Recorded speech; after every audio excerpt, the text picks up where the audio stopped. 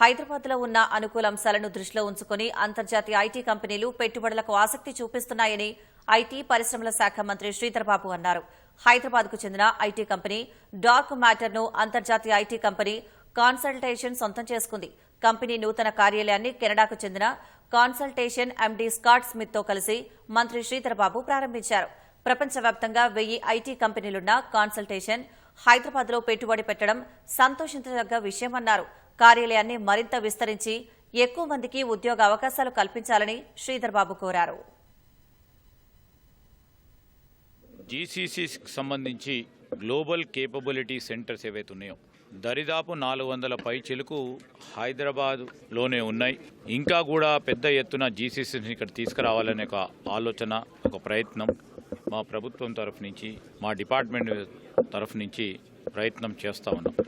అన్ని రంగాలకు సంబంధించి ఈరోజు ఐటీ రంగానికే కాదు, ఈరోజు హెల్త్ సెక్టర్కి సంబంధించి, అదేవిధంగా బ్యాంకింగ్, ఫినాన్షియల్, ఇన్సూరెన్స్ సెక్టర్కి సంబంధించిన జీసీసీస్ కూడా ఇక్కడికే ప్రధానంగా రావటం హైదరాబాద్కున్న విశేషత.